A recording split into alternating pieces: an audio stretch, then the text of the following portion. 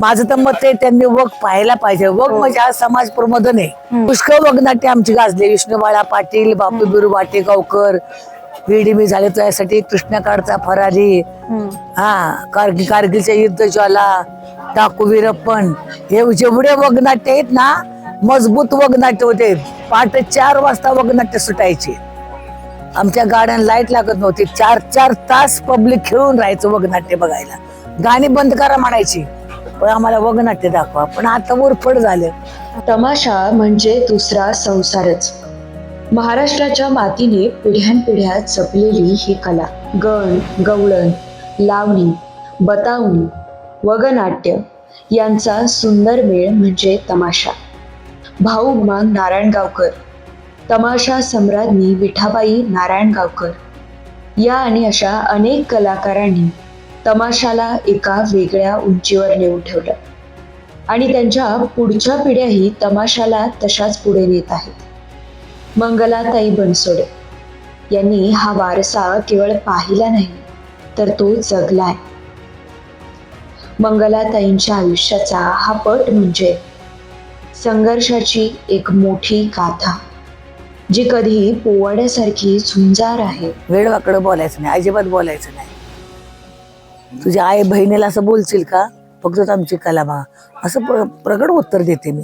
तर कधी लावणीसारखी हळवी. माझा एक मुलगा वारला त्याच परेड मध्ये. मला कलावंत आणाय गेला आणि त्याचा ऍक्सिडेंट झाला. माझी आई मला सोडून गेली, माझे मिस्टर मला सोडून गेले. हे म्हणजे फार दुःखाचा प्रसंग आलेला आहे आमच्यावर. तरी पण आम्ही ही कला जीवन ठेवण्याचा प्रयत्न केला. कलेसाठी स्वतःला विसरून जाणं काय असतं याचं जिवंत उदाहरण म्हणजे मंगलाताई. नमस्कार, मी श्रेया खांडगे. जुन्नर दर्शन या पॉडकास्टमध्ये तुम्हा सगळ्यांचं अगदी मनापासून स्वागत करते. तर मंडळी, तुम्हा सगळ्यांना माहीतच असेल की आपल्या जुन्नर तालुक्यातील नारायणगावला तमाशाची पंढरी म्हटलं जातं. तर मंगलाताई बनसोडे आपल्या बरोबर आहेत. नमस्कार, स्वागत करते मी तुमचं. नमस्कार. आपल्या देखील स्वागत आहे. तर मला तर सगळ्यात पहिला हाच प्रश्न तुम्हाला विचारायचा आहे की नारायणगावला तमाशा पंढरी म्हटलं जातं आणि तुम्ही लहानपणापासून नारायणगाव मध्ये मोठ्या झालेला आहात. तर त्या आठवणी कशा आहेत? तुमच्या बालपणीच्या आठवणी कशा आहेत? बालपणीच्या आठवणी म्हणजे असं, विठाबाई ही माझी आई, विठाभाऊ मांग नारायणगावकर ही माझी आई आहे. मी थोरली कन्या आहे. आणि नारायणगावमध्ये माझी आई शाळेकरता सोडायची. तसं मी शाळा माझी झालीच नाही, कारण का त्या टायमाला सांभाळायला कोण नव्हतं. आम्हाला सांभाळायला कोणच नव्हतं. जर माझी आई तमाशाला गेली तर आम्हाला सांभाळायचं कोण? म्हणजे आम्ही अगोदर 3 बहीण भावंड नारायणगावात होतो. म्हणजे माझा भाऊ विजू, माझी बहीण संध्या, ती आता वारलेली आहे, आणि मी, असे तिघ जण आम्ही नारायणगावात माझी आई टाकून जायची. परंतु शाळा जी ना, ही शाळा लोकांचं काम धंदा करून मातीची कामं केली मी, बंगल्याची कामं केली, शेण गोळा करायला रानात गेले, लाकडं गोळा करायला रानात गेले. तसं सगळं करून मी शाळा 3री 4थी पर्यंत शिकले. तसं म्हणजे 2री झाली, पण तमाशामध्ये पहिलं पाऊल कधी पडलं? वयाच्या 7 वर्षापासून. 7व्या वर्षापासून तुम्ही स्टेजवर आहात? म्हणजे माझ्या आईची बहीण आहे ना, मनोरमा स्वाल, ती अचानक भांडणं करून निघून गेली. मग माझ्या आईला आधार कुणाचा नव्हता. मग शेवट म्हटली माझ्या मुलीलाच मी शाळा बांधणार. मग तिने शाळेतनं काढलं मला. मग तुम्हाला वाटत होतं का की तुम्ही तमाशामध्ये जावं तेव्हा?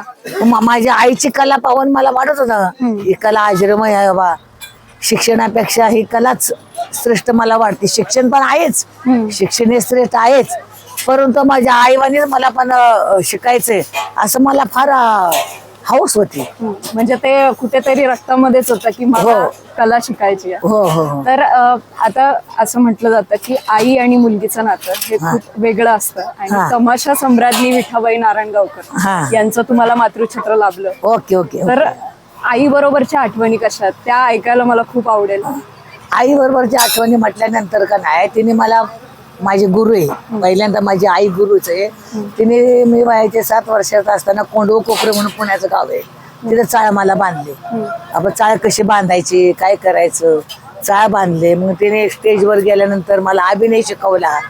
अभिनय कसा करायचा, स्टेजवर काय काय बोलायचं, काय काय नाही, रसिकांना खुश कसं करायचं, मनोरंजन कसं करायचं, हे म्हणजे लहानपणापासून तिने शिकवलं मला. आणि ज्या टायमाला मी 14-15 वर्ष होऊन गेले, मग मी स्वतः करायला लागली. आता तुमचं वय काय? आणि आता 74 वय आहे माझं. बापरे, मी थोड्याच वेळापूर्वी तुमचं सादरीकरण पाहिलंय आणि 74व्या वर्षी ऊर्जा कुठून येते? एक आज रसिकांचा मला आशीर्वाद आहे, माझे गुरु माझ्या आईचा आशीर्वाद आहे, आणि माझे दुसरे गुरु आहेत निरंकार, म्हणजे सुदीक्षा महाराज, हे माझे गुरु आहेत निरंकारी, त्यांचा देखील मला आशीर्वाद आहे. नक्कीच. तर तमाशा म्हटलं तर पूर्वीच्या काळचा तमाशा खूप वेगळा होता. म्हणजे आता विठाबाई किंवा तुमचे आजोबा त्यांच्या काळचा तमाशा पूर्णतः वेगळा होता, किंवा विठाबाईंच्या काळातला तमाशा वेगळा होता. आता तुमच्या काळात पण वेगळा, म्हणजे काळ जसा बदलतोय तसं रसिक ना, रसिक बदललं ना. हा. आता पूर्वी माती स्टेज होते, हा. ह्याच बत्त्या होत्या. आणि आजोबाच्या अगोदर देखील तमाशा होते, नवनाचे बाळा वगैरे, ते तर टेंबे लावून तमाशा करायचे. टेंबे लावून स्टेजवर टेंबे लावून तमाशा. नंतर आजोबाच्या काळात गॅस बत्ती आली, गॅस बत्तीवर तमाशे केले. नंतर माझ्या आईच्या काळामध्ये थोडे लाईट वगैरे थोडं आलं. आता आमच्यामध्ये आता हॅलोजन वगैरे, म्हणजे ट्यूब लाईट वगैरे सगळं आलं, म्हणजे काय प्रश्नच नाही काय. तर पूर्वीच्या काळचा जो तमाशा होता त्याचं स्वरूप कसं होतं? पूर्वी म्हणजे एका साडीवर कलर लावून दुसऱ्या दिवशी तेच साडी नेसायची. काय काय टायमाला पटके जे आहेत का नाही, ते पटक्याचे कलर लावून पटके पण नेसायचे. म्हणजे पूर्वीचं फार वेगळं होतं, मातीचं स्टेज होतं पूर्वीचं. म्हणजे मला आठवतं माझी आई सांगायची सगळं. नंतर माझे आजोबा, मी 7-8 वर्षाची होती ना तेव्हाच वारले माझे आजोबा, पण ते सांगायचे असायचं, माझ्या बापाचा तमाशा होता, माझ्या आईचा तमाशा होता असं. आता जेव्हा मी हजेरी पाहिली त्याच्यामध्ये वेगवेगळ्या गोष्टी दिसल्या, म्हणजे गवळण असते किंवा वग होता. तर हे आता पण तसंच टिकून आहे जे पूर्वीच्या काळी होतं, की त्याच्यामध्ये बदल झालेले आहेत? थोडा बदल झाला ना. पूर्वी एवढं गाणी नव्हती, एवढे स्टँडर्ड गाणी नव्हती, काय होते, पण पूर्वी लावण्या, पवाडे वगैरे, शाहिरी वगैरे अशी मजा व्हायच्या. जुन्या लावण्या होत्या, बैठी लावण्या जुन्या. आता बैठी लावण्या चालत नाहीत, आता करतात लावण्यावाले, पण आम्हाला ह्या रसिकांना बैठी लावणे करता येत नाही. पहिली मी पण करायची बैठी लावून, तेव्हा रसिक फार वेगळं होतं. आता बैठी लावून नाही, उभ्या नाचून असं उभं राहूनच नाचावं लागतंय ना. म्हणजे रसिक जसा बदलतोय तसं रसिक बदलला म्हणून ही कला बदलली. आणि आता ह्या काळामध्ये जास्त हे युट्यूब चॅनल वगैरे त्याच्यामुळं ही लोककला कमी कमी कमी कमी होत आली. तरी पण आमच्यासारखे जे आहेत, थोडक्यात सांगायचं रघुवीर खेडकर म्हणा, मी म्हणा, असे मोठे मोठे तमाशे आहेत. अरे ते आम्ही जास्त करून 2 तमाशांनी देखील जास्त भर दिलाय, की रसिकांना थोडं वेगळं वेगळं दाखवायचं आणि कला टिकवायची. आम्ही हे जोम बांधलेला आहे. तर आता पुन्हा एकदा मी म्हणेल की विठाबाई, तुम्हाला मातृछत्र लाभलं त्यांचं, मग कुठेतरी कधीतरी असं दडपण आलंय का की त्यांचा वारसा आपल्याला पुढे न्यायचा आहे, की त्यांच्या नावाने तुम्हाला काय ऊर्जा दिलेली? नाही ना, वारसा तर मी चालवते. आता माझ्या पोटी जन्म घेतला म्हणजे नितीन, आता नितीन हा वारसा चालवणार. म्हणजे ती 5वी पिढी, म्हणजे पंजोबा नारायण खुडे ही पहिली पिढी, ती त्यांचा तमाशा पहिला होता. नारायण खुडे नारायणगावकर, त्यानंतर माझे आजोबा भाऊ बापू मांग नारायणगावकर, त्यानंतर माझी आई विठा भाऊ मांग नारायणगावकर, त्यानंतर मी, आणि माझ्या नंतर नितीन, असे 5 पिढ्या रसिकांची सेवा केली. मग खूप भारी वाटत असेल की हे सगळं इतक्या अभिमानाने पुढे नाही? अभिमानाने म्हणजे आम्ही मागं पडलोच नाही. कलेकरता मरण जरी आलं तरी चालेल, पण आम्ही ही कला जिवंतपणे तर आम्ही जगवणार, हिला कला ही जीवन ठेवणार. तर आता खरं पाहिलं तर आपल्या मागे पण दिसतच आहे की तमाशा म्हटलं की एक संसारच आहे हा दुसरा संसार, ह्या की सगळी लोक एकत्र आहेत. 100-125 माणूस आहे, बरोबर. आणि मग त्यांचं काय कुटुंब. वर्षाला किती शो होतात पूर्ण?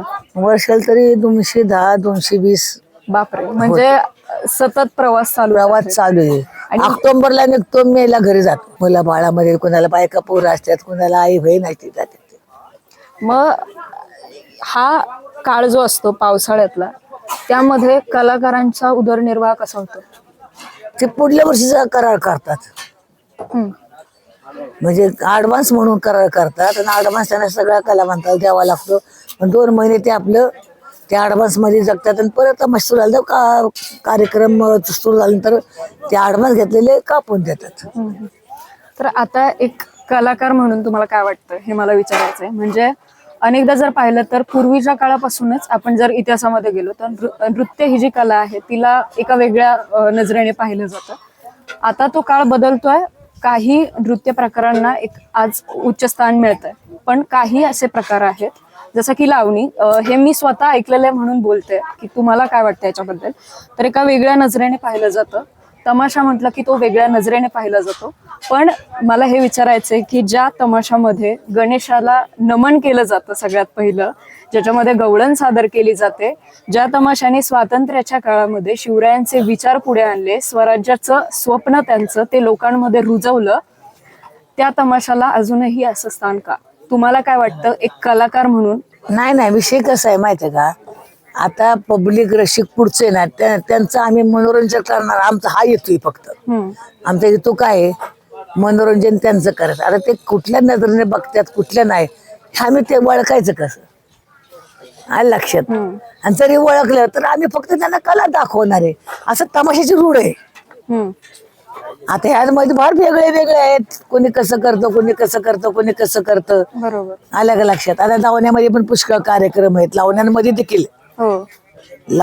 देखील पुष्कळ कार्यक्रम आहेत, ऑर्केस्ट्रा आहे, डान्स आहे, काय काय वेगळे वेगळे. पण आमच्या तमाशामध्ये ही लोककला आम्ही रसिकांचं मनोरंजन करूनच आम्ही दाखवतो. आता त्यांना एक उत्साह वाढतो, मग ते आपल्या बरोबर नाचू शकतात, आपल्या संग बोलू शकतात. पण ते वाईट नजरेने पाहतात ते आम्हाला बोलता येत नाही, कारण का ते रसिक आहे शेवट. कारण का त्यांनी रिस्पॉन्स दिला तर आमची कला मध्ये उत्साह वाटेल त्या कलेला. आणि ते जर सारखं बघत बसेल तर काही फायदा नाही. त्यांच्याकडनं रिस्पॉन्स पाहिजे आम्हाला. तर आता एक स्त्री म्हणून पण तुम्हाला विचारतो की आता तुम्ही म्हटले की 74 वर्षांचा अनुभव आहे आणि वयाच्या 7व्या वर्षापासून तुम्ही तमाशा करत आहात. तर आपल्या आयुष्यामध्ये अनेक सुखद दुःखद अशा घटना घडत असतात. पुष्कळ सुखदुःख घडलेलं आहे. म्हणजे दुःखाचा पायरी म्हटल्यानंतर माझी एक गाडी जळली. हा गाडी, त्यात साहित्य होतं सगळं, काय सोनं होतं, काय नोटा होता, जळल्या. परंतु आमच्या मालकाने एवढी जिद्द बांधली की संध्याकाळी शो केलाच, इकडून तिकडून भाड्या सामान करून आम्ही, फक्त कलावंताला काही हानी झाली नाही गाडीमध्ये. ते फार एक मोठं दुःख झालं होतं. परत त्यानंतर माझा एक मुलगा वारला त्याच परेडमध्ये. मला कलावंत आणाय गेला आणि त्याचा ऍक्सिडेंट झाला. माझी आई मला सोडून गेली, माझे मिस्टर मला सोडून गेले. हे म्हणजे फार दुःखाचा प्रसंग आलेला आहे आमच्यावर. तरी पण आम्ही ही कला जीवन ठेवण्याचा प्रयत्न केलेला आहे. आता तुम्ही हे सगळं सांगितलं, पण त्या खंबीरपणे तुम्ही स्वतः उभ्या राहिलाय. एक स्त्री म्हणून कधी स्वतःला कमी नाही समजलं आणि त्याच ऊर्जेने तुम्ही कणखरपणे उभे राहिलाय. तर मला आता हे विचारायचंय की तुमच्या आयुष्यातला असा एखादा क्षण जो खूप सुखद होता आतापर्यंत? सुखद म्हटल्यानंतर त्याला म्हणजे काय काळ लुटून गेलाय तो. ज्या टायमाला मुंबईला एका स्टेजवर 2 तमाशे होते. म्हणजे दुसऱ्या तमाशाचं मी नाव घेत नाही, पण 2 तमाशे होते एका स्टेजवर. एक ह्याला होता, माझगावला होता आणि एक शिवडीला होता. शिवडी दिलाय रोड हा होता. म्हणजे माझा कार्यक्रम झाल्यानंतर मी शिवडीला येणार आणि शिवडीचा कार्यक्रम दुसरा तमाशा झाल्यानंतर तो माझगावला येणार. म्हणजे असं ठरलं होतं तो. त्याच्यामुळं अगोदर शिवडीचा कार्यक्रम एक दुसरा तमाशा करत होता आणि इकडे मी माझगावला दुसरा तमाशा, म्हणजे आमचा चालू होता माझगावला मुंबईच्या. त्या टायमाला माझं गाणं प्रसिद्ध होतं, बांगो बांगो बांगो. हे गाणं लोकांना लोकप्रिय होतं कैदी पिक्चर मधलं. मग ते बांगो गाणं होतं. तर आमचा शो संपून मला जायचं होतं कुठं, शिवडीला. शिवडे जायचं होतं शो संपून. आणि परत त्यांचा शो संपून ते माझ्या इकडं माझगावला यायचं होतं असं ठरलं होतं ना आमचं कंत्राटदाराचं. मग ते बांगो बांगो गाणं हे लवकर काय बंद करणार कोण? रशीद रिपीट 7-8 वेळा घेतलं त्यांनी पण बंद करणार. म्हटलं मला तिकडे शोला जायचं तरी ऐका ना. तोपर्यंत काय झालं माहितीये का, तोपर्यंत इकडे शिवडीला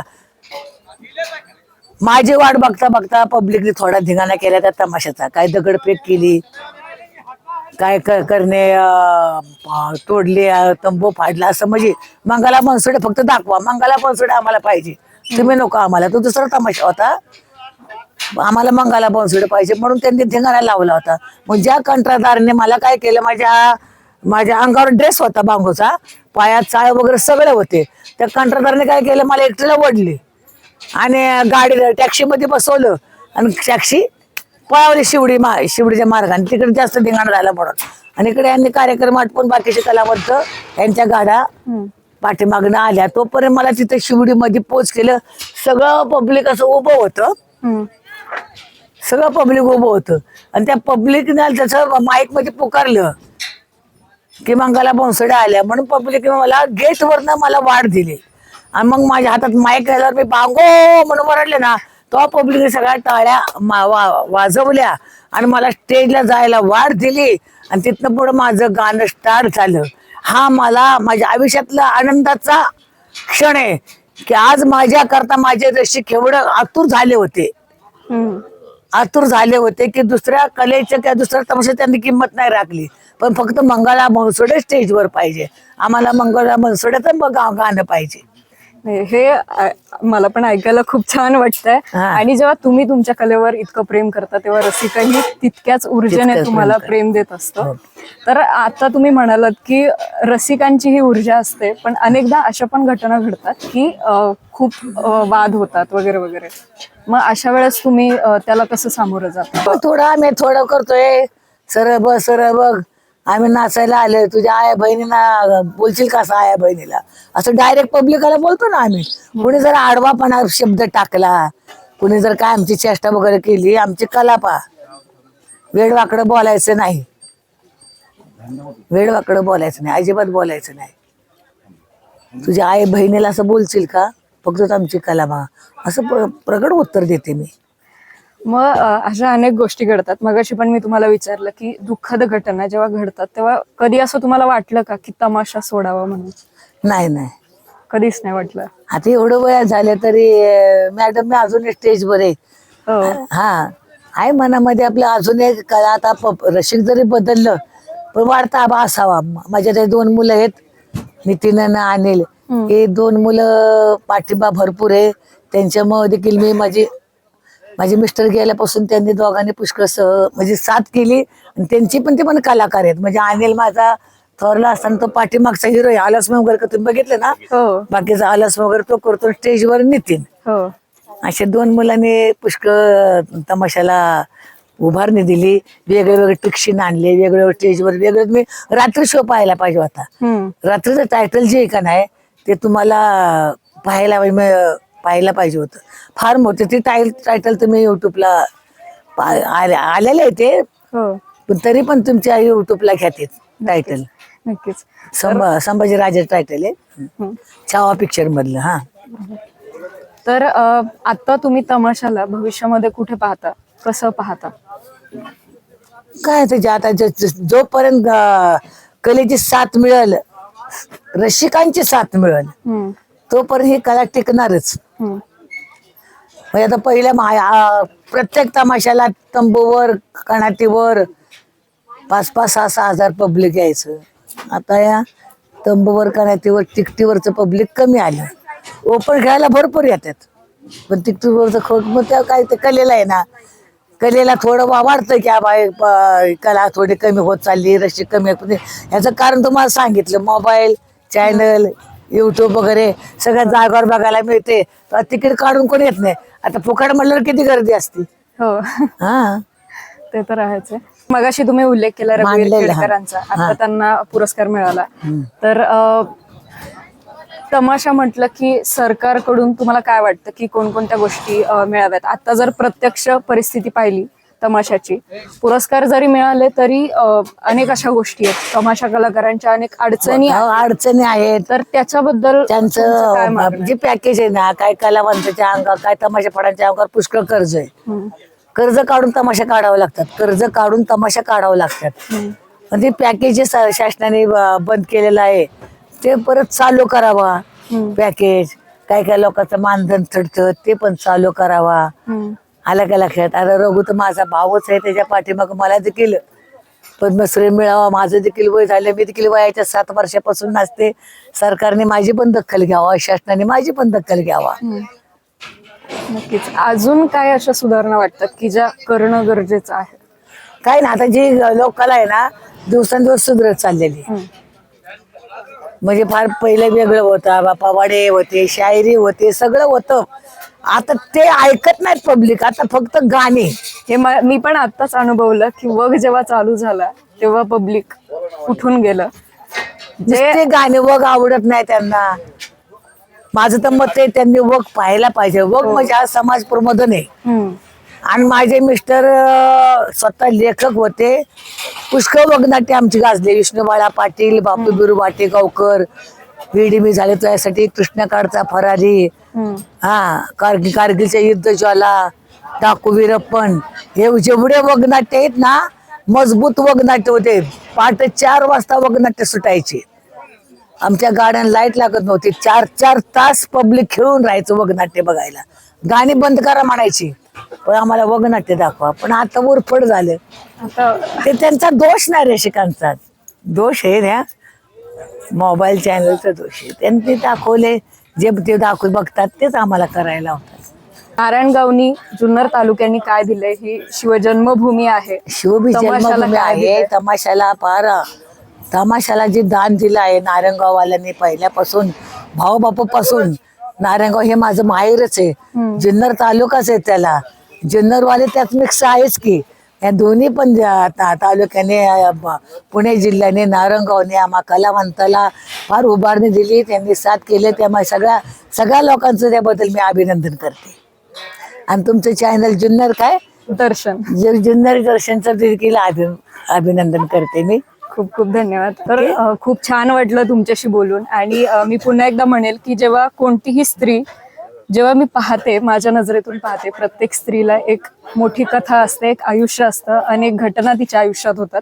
आणि आता मी खरंच सांगेल की खूप अभिमान वाटतो तुमचा, कारण एक स्त्री इतक्या खंबीरतेने पुढे उभी राहते. जेव्हा आपल्या कुटुंबाची साथ निघून जाते तेव्हा एक स्त्री इतक्या खंबीरपणे उभे राहते. आणि वयाच्या 74व्या वर्षी पण अजूनही तुम्ही ते काम तसंच करत आहात. धन्यवाद. खूप अभिमान वाटतो. धन्यवाद. खूप धन्यवाद. खूप छान वाटलं तुमच्या. तू देखील आज सकाळी 9 वाजल्यापासून माझ्याकरता, माझी मुलगी आहे तू, माझ्याकरता धडपडली, माहिती करता धडपडली, इकडं पळ तिकडं पळ केले. याबद्दल मी तुझे देखील आभार मानते. असंच कलेवर प्रेम राहू दे. आणि माझीच कला नाही, प्रत्येक तमाशाच्या वेळेला तुम्ही मुलाखत घ्यावा ही माझी इच्छा आहे. नक्कीच. खूप खूप धन्यवाद. जय हिंद, जय महाराष्ट्र. जय महाराष्ट्र. छान. आपल्या बरोबर आहेत मंगला बनसोडे यांचे सुपुत्र अनिल बनसोडे.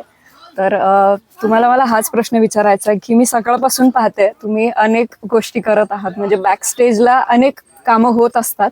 म्हणजे इतकी सगळी लोक आहेत, त्यांचा समन्वय साधणं. तर हा समन्वय कसा साधला जातो? आता फडामध्ये किती लोक आहेत आणि कोणकोणत्या गोष्टी एकत्र पाहाव्या लागतात?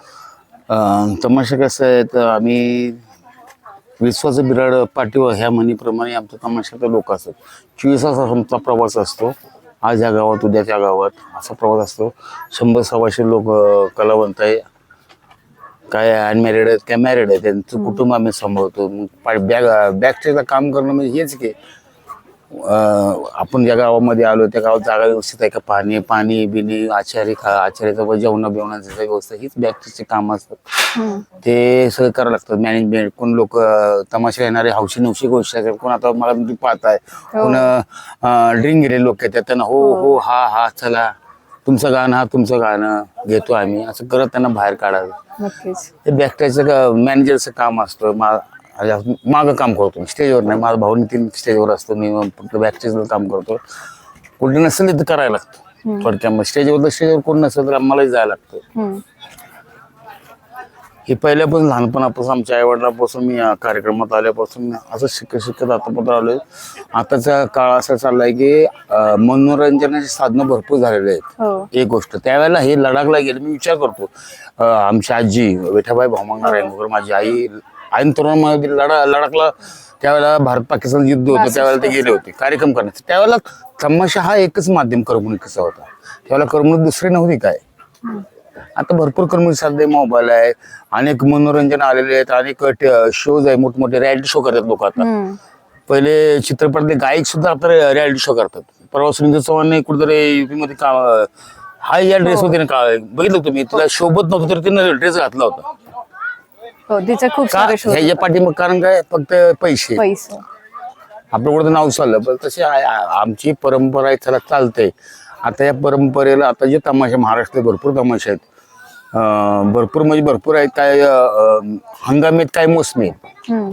मोसमी म्हणजे जे 2 महिने यात्रेपुरतं निघतात हंगामी म्हणजे 4-5 आता 15-20 तमाशा पण 5-7 तमाशे राहिले तंबूचे तमाशे पण मोठे आपण म्हणतो.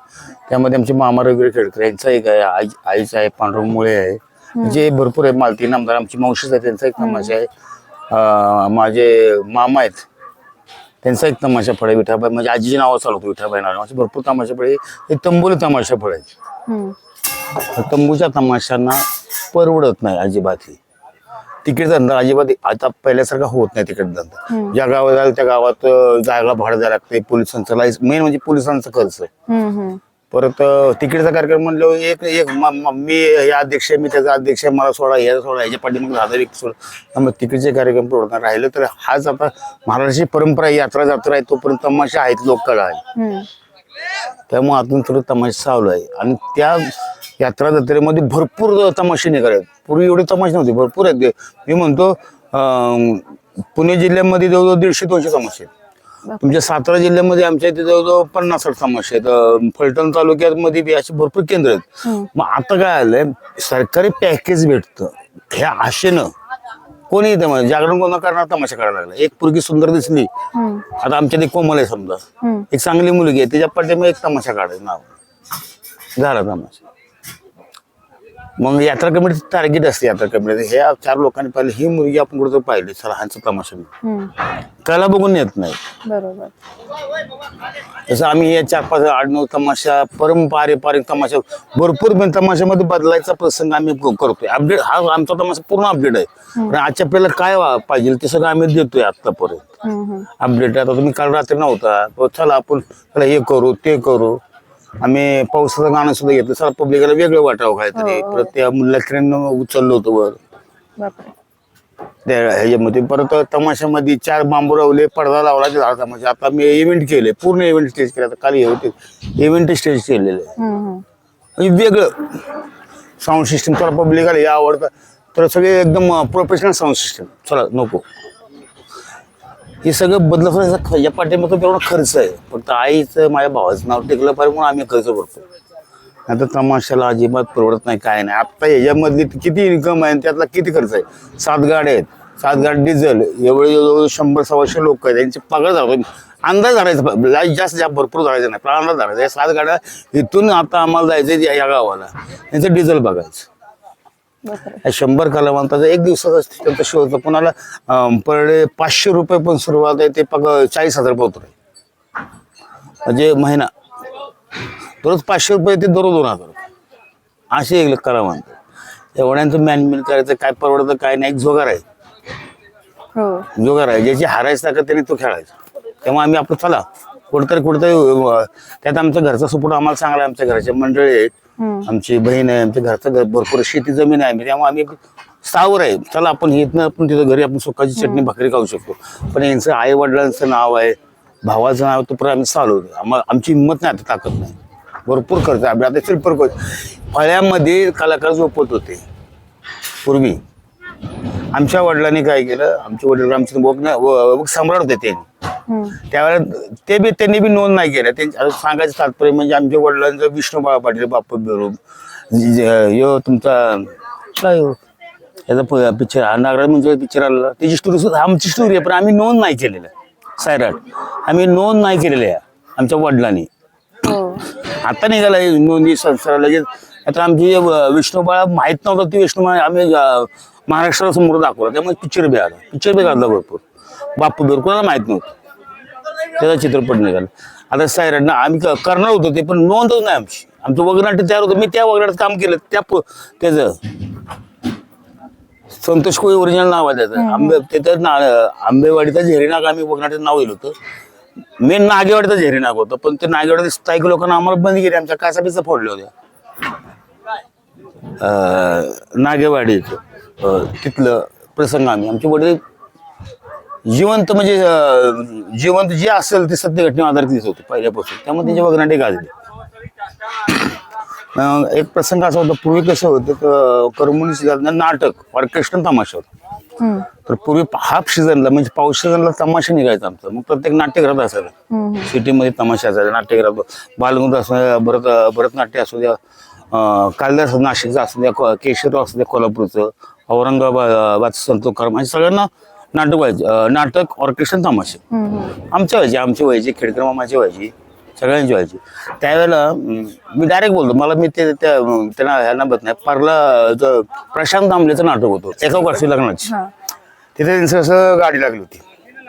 त्यांचं झालं की लगेच आमचं होतं. पण आमचं कसं असं साहित्य जास्त असतं, ही अमुक आमच्या स्टँडर्ड काय नसतं. लेडीज आमच्या स्वतः ब्लड पार्टी होती, त्याप्रमाणेच आमचं सगळं. बॅगा त्यांच्या बॅगा, आमच्या पिशव्या. थोडक्यात आम्ही आपल्या अशिक्षित पण तमाशे करावा. प्रशांत नंबल्याची मोजकीच लोक, 8-9 नाटकाचे लोक, आमची 100-125 लोक, या लेडीज एवढ्या. मग त्यांचं नाटक होतं. मग त्यांचं नाटक त्यांची लक्झरी होती नाटकाची. मग आमचे कलाकार पूर्वी कसे पॅसेंजर, तुम्ही पूर्वी गाड्या बघितल्यास आमच्या, त्यांना खिडक्या होत्या, ट्रकला खिडक्या असायच्या पूर्वी. त्या आमच्या 2 गाड्या त्या साईडला लागल्या. प्रशांत नंबल्याचे त्या बालगंधर्वाच्या कट्ट्यावर लागले, अशा कट्ट्यावर गाड्या लागल्या साईडला. तर त्यांचं सामान बाहेर चाललं, आमचं सामान वापरायला चाललं. तर आमचे कलावंत 2 तिघ आहेत, 2 वारले बी कलावंत आता. एक आशिक पेडकर म्हणून होते आणि एक दुसरे कलावंत, असे 2 तिघ. लक्झरी अशी कशी असणार. मग बघायला त्यांना खाली उतरवलं, थोडक्यात तुच्छ मानलं. यातला माझी कशी विचारतात त्यांनी बघायला आपली हाऊस. मग आमच्या वडिलांनी चौथ्या दिवशी लक्झरी घेतली. आमच्या वडिलांनी तमाशा सृष्टीतली पहिली लक्झरी. 4थ्या दिवशी पप्पानी लक्झरी घेतली आणि तिथं त्यांचा शो होता कालिदास नाशिकला. तिथं प्रशांत, पण आमचा अगोदर त्यांचा नंतर होता. आम्ही आडवी लावली लक्झरी. नाव होतं मंगला मुसोळे, नितीन कुमार. म्हणजे असे अपडेट करत गेलो. लक्झरी तमाशात कलाकारांची सोय होती, लक्झरी घेतल्या. पूर्वी शेडीनं लोक जायचे, बायका बघा कलाकार पूर्वी. आणि स्लीपर कोच लक्झरी आहेत. हो, आता किती गाड्या आहेत टोटल?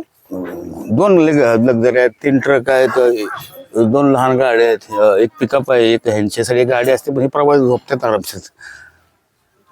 भरपूर येतात, म्हणजे अपडेट करत गेला, खर्च वाढत गेला सगळ्यांचा. मग आमच्यामुळं खेडकर मामाने मी तेच केलं, म्हणजे एकामेकाचे मोठे व्हायला लागले. मग खर्च शेतीला काय पाहिजे, लाईट इफेक्ट, लाईट इफेक्ट असे खर्च वाढत गेला. त्यामुळं आत्ता तमाशा परवडत नाही.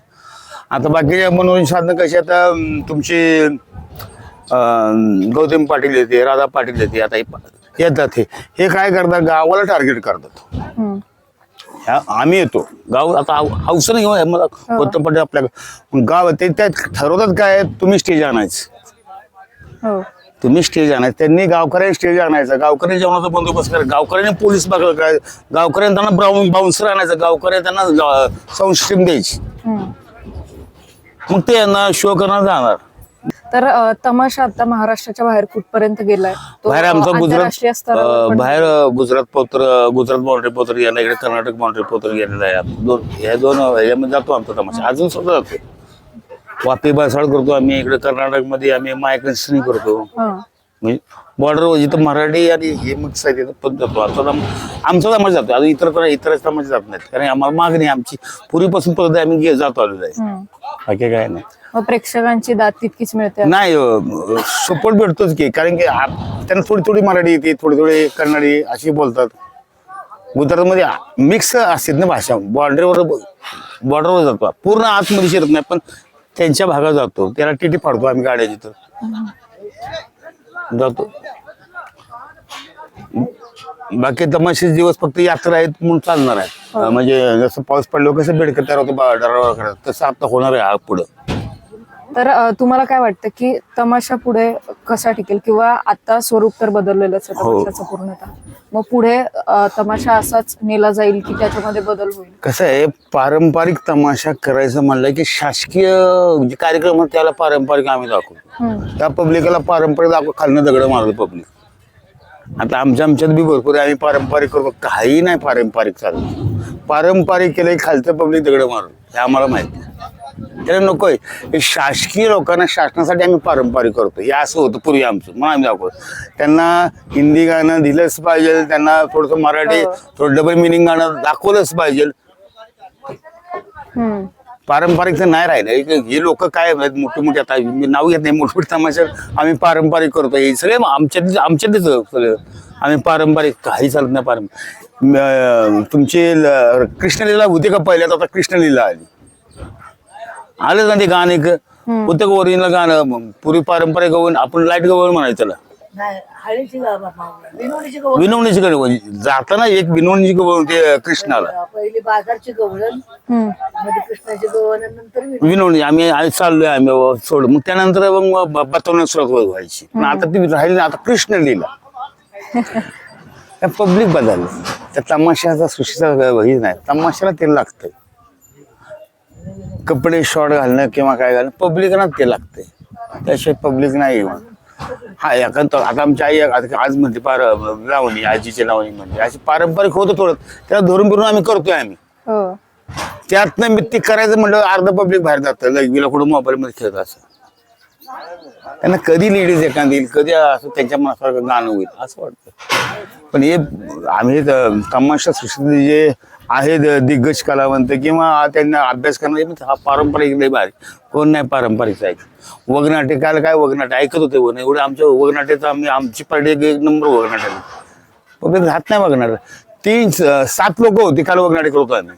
काय पुढच्या कलावंतांनी करायचं? 7 लोक होती. पब्लिक किती होतं? जवळजवळ 2,500-3,000. तुम्ही होता ना? 2,500-3,000 काल पब्लिक होतं. 3,000-3,000 पुढेच पब्लिक होतं. आणि वगनाटे सुरू केले की 7 लोक बसली होती. आणि ते 2-3 लेडीज त्या घरात, ते बी घर आहे म्हणून त्या लेडीज बसले होते. काय वगनाटे तुम्ही करणार? पुढच्या कलावंताला मूड तर आलं पाहिजे आपण काय चाललंय बघायला. म्हणजे कला टिकून ठेवायची असेल तर प्रेक्षकही तसाच लागतो. आणि कुठेतरी प्रेक्षक बदललाय तर ते लोक कलावंतांना दोष देणं पण चुकीचं आहे असं मला पण वाटतं. तर आता तुमच्या ज्या पुढच्या पिढ्या आहेत, तुम्हाला काय वाटतं की त्यांनी पण तमाशा या क्षेत्रामध्ये नको वाटतंय? टिकणार नाही कला. मग तुमच्या पुढच्या पिढ्या, आमच्या पुढच्या पिढ्या जिथे आपापले सेटल झालेले आहेत. आम्हीच बघ ना, आता माझ्या नितीनच्या मुलाला आम्ही बघ आणलं. इथे आचार्याच्या पाठीमागं लाग बघायला कोण नाही, गाडीच्या मागं लाग बाबा डिझेल बिझेल भरा.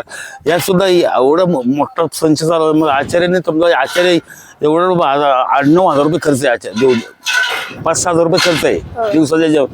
त्यानं त्यातले 200 रुपये घेते. तुम्हाला काय करणार आहे?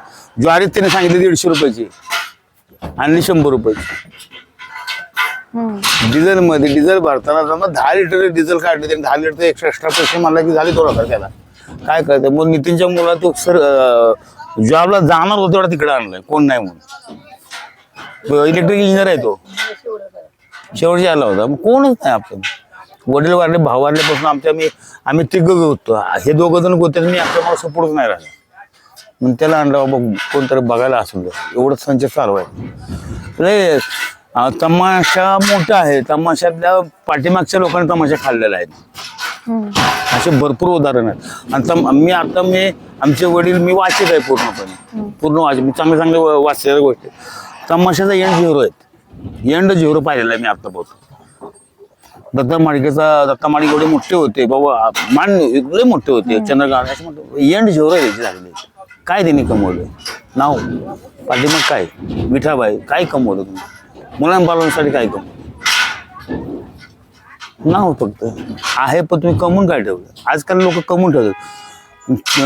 7 महिन्यामध्ये गौतमीनं नांद्रा एक पुण्यातलं तिथं फ्लॅट घेतला 1 करोडचा. किती 3-6 महिन्यामध्ये. याला मदत कमवलं. कुठेतरी ही वेदना आहे जी इतक्या आणि आम्ही आपलं हाय ढकलतोय पुढे. खरं तर म्हणजे भरपूर आहेत अशा काही वेगवेगळ्या धर्तीतनं पुढे जातात, काही काही ह्याच्यातनं पुढे जातात. काही लक असतं.